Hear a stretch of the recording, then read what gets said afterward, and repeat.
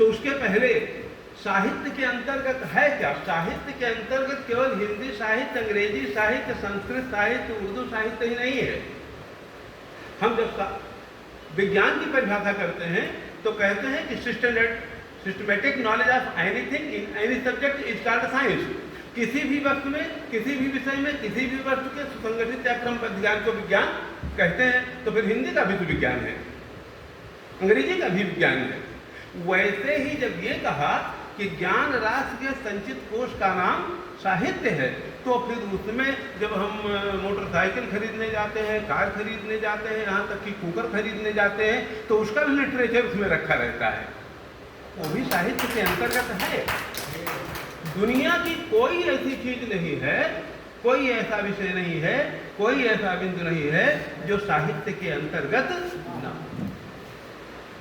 अब प्रश्न यह है कि साहित्य की उपयोगिता, उसकी प्रासंगिकता, उसका प्रयोजन। तो जो साहित्य का प्रयोजन है वही साहित्यकार का भी प्रयोजन है, क्योंकि साहित्य को रचता तो साहित्यकार ही है। और जब हम मोटे तौर पर बात करते हैं, देखिए मैं बिल्कुल अपने को अवधि पर केंद्रित करूंगा और जितनी भी बात कह रहा हूं वो इसी अपनी अवधि के बारे में ही। हमारा मूल्य ये होता है कि हम कितने लोगों के बीच में खड़े हैं और जिन लोगों के बीच में खड़े हैं उन लोगों का क्या मूल्य है, उसी हिसाब से हमारा भी मूल्य बनता है। प्रश्न ये है कि अवधि जिनके बीच में खड़ी है उनका क्या मूल्य है और फिर अवधि का क्या मूल्य है। संस्कृत काव्यशास्त्र कहता है कि काव्य के या साहित्य के या किसी भी रचना के, आप अस्पताल बनवाएं, घर बनवाएं, द्वार बनवाएं, खेती खरीदें, बैल खरीदें, शादी ब्याह करें, घर द्वार, कुछ भी, किसी भी रचना के 6 उद्देश्य हैं।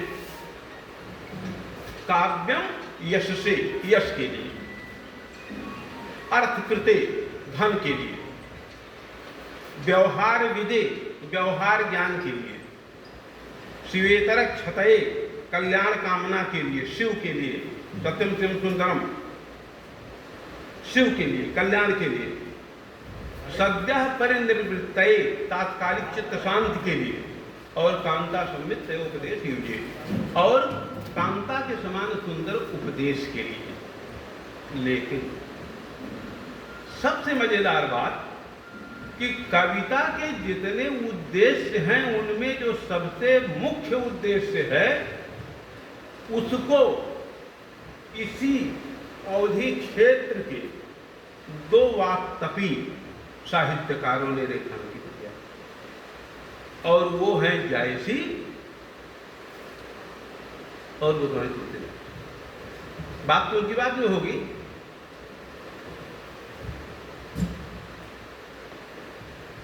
जायसी ने लिखा पूरा पद्मावत खत्म होने की बात, पूरा पद्मावत 57 खंडों में समाप्त हो गया, और तब वो लिखते हैं कि आओ अस जान गीत मैं कीन्हा, मकु यह रहे जगत मां चीन्हा,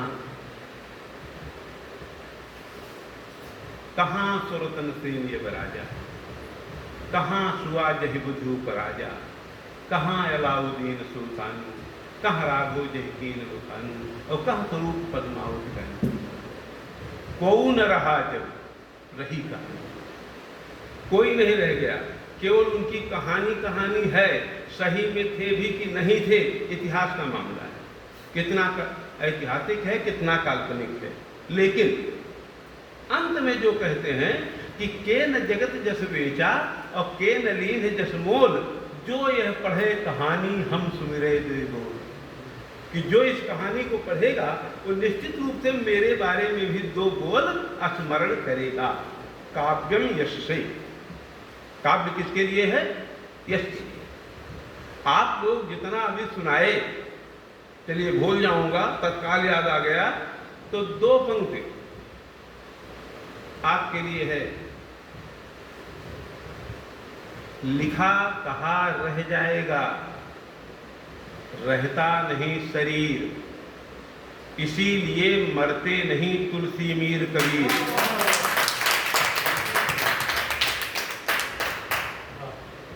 दूसरा, रहता है नाम सुखन से कयामत तलक जो जौक ने कहा कि कविता से, सुखन से, साहित्य से जो इसकी सृष्टि करता है उसका नाम कयामत तक रहता है। औलाद से तो बस यही 2 पुष्ट 4 पुष्ट, बिटवा बिटिया केवल 40 साल 50 साल 100 साल नाम कर देते हैं, इसके बाद कोई नाम जानने वाला इसलिए नहीं जाना जाता है कि उनके बेटे थे या उनके पिताजी थे। अभी भैया ने कहा कि गोस्वामी जी ने कहा कि धूत कहो यवधूत कहो रजपूत कहो जुलहा कहो को काहू की बेटी से बेटा न ब्याही को काहू की जात बिगाड़ न सो। और अंत में कहा मांग के खइबो मसीत पे सोइबो लइबे को एक न दैबो को दो। ऐसा कोई काम कहीं किसी स्टेट के राजा नहीं थे। और पेट तो गोस्वामी जी का अंतिम समय में तब भरने लगा था जब वो टोडर मल से उनकी मृत्यु हो गई थी, नहीं तो पूरी जिंदगी पेट की आग से तड़पते रहे। जानत हो 4 फल 4 ही चनक को, चने का 4 दाना भी कोई रख दिया तो लगता है धर्म अर्थ काम मोक्ष सब मिल गया। और जो रहीम का नाम लिए उनसे रहीम की बड़ी मित्रता थी। और रहीम जैसा दानी हिंदी साहित्य संसार में नहीं, दुनिया के किसी साहित्य संसार में दूसरा कोई नहीं हुआ। गंग के एक छंद पर, और गंग भी उन्हीं दरबारी कवियों में 8वें कवि थे। गंग के एक कवियों में रहीम ने 36 लाख स्वर्ण मुद्राएं दी थी उनको, 36 लाख रुपए। लिखा पढ़ी में है, संख्या ठोस में बोल रहा हूँ, 3600 या 36,000 नहीं। गोस्वामी जी के पास एक ब्राह्मण आया बेटी की शादी के लिए, उनके पास कुछ था नहीं, उन्होंने केवल रहीम के पास लिख के भेजा था इतना, एक लाइन, सुरतीय नरतीय नागतीय चाहत हैं सब कोय। और उसको रहीम ने 1 लाख मुद्राएं दी और उसी कागज के नीचे एक लाइन लिख दिया और कहा गोस्वामी जी को दे दीजिएगा कि गोद लिए हुलसी फिरे तुलसी सुसुत हो। इसमें आधी पंक्ति गोस्वामी जी की है और आधी पंक्ति रहीम, ये निकलना भी जरूरी। और आप शायद ताजुब करेंगे इस बात को कि रहीम दास एकमात्र ऐसे हिंदी साहित्य के रचनाकार हैं जो मुगलिया सल्तनत में बादशाह नहीं हुए। बाकी उनको कोई ऐसा पद नहीं था जो नहीं मिला, और दुनिया का कोई ऐसा दुख नहीं था जो उनको नहीं मिला। आंख के सामने सामने उनके 5 बेटे और 2 दामाद सब लगे थे, मार दिए गए थे। तो ये, और गोस्वामी जी जब साहित्य की चर्चा करते हैं, जायसी ने तो कह दिया, काव्य का प्रयोजन बता दिया अंत में, लेकिन गोस्वामी जी मानस के प्रारंभ में पहली पंक्ति में हम जब कहते हैं कि शब्दार्थों सहित काव्य कि शब्द है और अर्थ है इसका स्वभाव है तो काव्य हो गया। गोस्वामी जी पहली लाइन में कहते हैं कि वर्णानाम शब्द, अर्थ संघानाम अर्थ, संघानाम समूह, वर्णानाम अर्थ संघानाम, आगे भी कहते हैं रसानाम छंदसाम, छंद भी है रस भी है। और काव्य का प्रयोजन भी उसी लाइन में बताते हैं, मंगलानाम चुकड़कारो, मंगल के लिए, लोक मंगल के लिए वंदे वाणी है। और पहली लाइन में भी बता देते हैं कि दुनिया की कोई ऐसी चीज नहीं है जो रामचरितमानस में न हो। और मजेदार बात यह है कि ये दोनों ग्रंथ अवधि में हैं, इसी परिक्षेत्र की कथाओं पर हैं और अवध क्षेत्र में ही जन्मे लोगों द्वारा लिखे गए हैं। उनके जो आराध्य हैं, क्योंकि बात सबकी आ जाए, ये जो अपना पूरा हिंदी क्षेत्र है, अवधि बात नहीं कर रहा,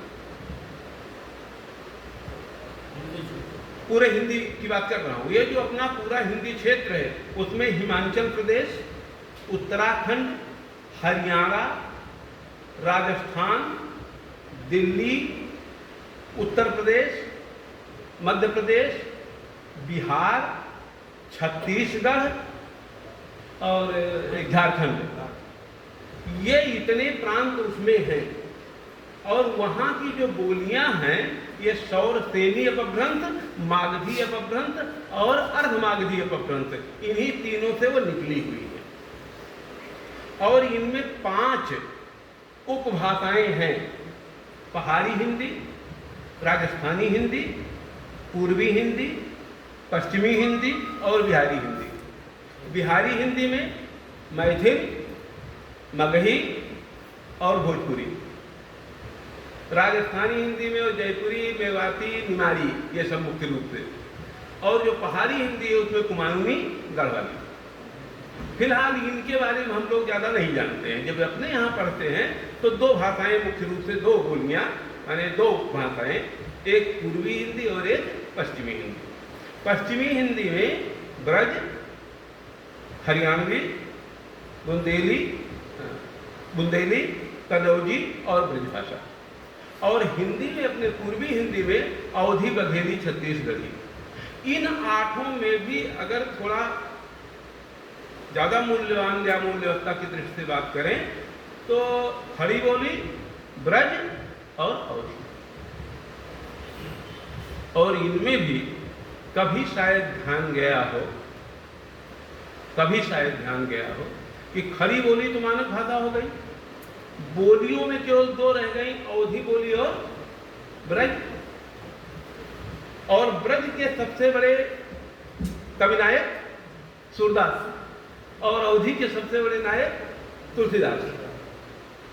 ब्रज भाषा के कवि ने आराध्य बनाया अपना कृष्ण को, और अवधी भाषा के आराध्य ने अपना आराध्य बनाया प्रभु श्री राम को। और एक पक्का जान लीजिए कि अगर राम और कृष्ण की तुलना करेंगे तो कृष्ण का व्यक्तित्व बड़ा है। राम किसी का चीर नहीं चुरा सकते, राम चोरी करके दूध, दही, लड्डू नहीं खा सकते, राम गीता का उपदेश नहीं दे सकते, राम गोपियों के साथ या किसी के साथ रास लीला नहीं कर सकते, और कृष्ण सब करते हैं। हम जब व्यक्तित्व की बात करते हैं तो कुल मिला के बात करते हैं, लेकिन फिर भी नाम राम का बड़ा है। कृष्ण का मामला क्यों कमजोर हो जाता है राम की तुलना में? तो दो चीज बहुत साफ है कि कृष्ण का जितना झगड़ा था वो निहायत पारिवारिक मामला था, नात रिश्तेदारों के बीच का मामला था। लेकिन राम का जो झगड़ा था वो अपने नात रिश्तेदार परिवार के लिए नहीं था, और कृष्ण का जो झगड़ा था वो इंटरनेशनल था, भारतवर्ष के अंदर का मामला था। और राम का जो झंझट था वो विश्व मंच के मामले पर था, रावण को जो पाया। और ये वरदान या ये उपलब्धि अवधी भाषा ने ही दिया है, किसी दूसरी भाषा ने नहीं दिया। आज भी अगर विश्व के कवियों की कोई एक श्रृंखला बनाई जाए और ये कहा जाए कि आपको भारतवर्ष से एक कवि भेजना है, 2 नहीं भेज सकते, तो हम नहीं समझते हैं कि गोस्वामी जी को छोड़ करके किसी दूसरे नाम पर कोई चर्चा करें। ये अलग बात है कि अगर अभी आधुनिक कवियों को भेजने की बात हो तो फिर अज्ञे जी को भेज सकते हैं और जी के जॉन मनोरे। लेकिन अगर कुल मिलाकर के बात होगी तो हम गोस्वामी जी को ही लेके भेज सकते हैं। और आप ये जान लें कि गोस्वामी जी का नाम रामलला नाछू, हनुमान चालीसा, गीतावली, कृष्ण गीतावली, दोहावली लिखने के कारण नहीं है। यहाँ तक कि विनय पत्रिका का भी जब नाम आता है तो दूसरे स्थान पर ही चर्चा होती है। हम केवल एक कारण से कि उन्होंने रामचरितमानस की रचना करी थी, और यही एक रचना ऐसी है, फिर वही काव्य में से कि इतना यश प्रदान किया, इतना यश प्रदान किया, इतना यश प्रदान किया कि उसकी कोई सीमा नहीं। ये जो अपना अवधि क्षेत्र है, अपनी जो अवधि है, अब बात आई अवधि की। उस हिंदी क्षेत्र में जितनी बोलियां हैं उनमें अवधि का जितना मामला है वो बहराइच, गोंडा, फैजाबाद, सुल्तानपुर, प्रतापगढ़, रायबरेली, बाराबंकी, लखनऊ, हरदोई, सीतापुर, खीरी लखीमपुर और रायबरेली। अरे भैया अमेठी सुल्तानपुर में मान लेते हैं। एक चीज जान लीजिए कि दुनिया में सबसे ज्यादा अगर मुझको प्रिय कोई किला है तो सुल्तानपुर अमेठी ही है। उसका कारण है मामा के रूप में कंस की चाहे जितनी कोई कदर्थ ना करे, माहिर की चाहे जितनी कोई कदर्थ ना करे, या और जितने मामा हैं उनको कोई व्यंग करे, लेकिन दुनिया में बच्चे के लिए मामा से ज़्यादा प्रिय, आदरणीय और भांजे भांजियों से ज़्यादा प्रिय, माने मामा से ज़्यादा बच्चे को दूसरा कोई प्रिय नहीं होता, कोई नात रिश्तेदार नहीं, मामा। हमारे हलवाई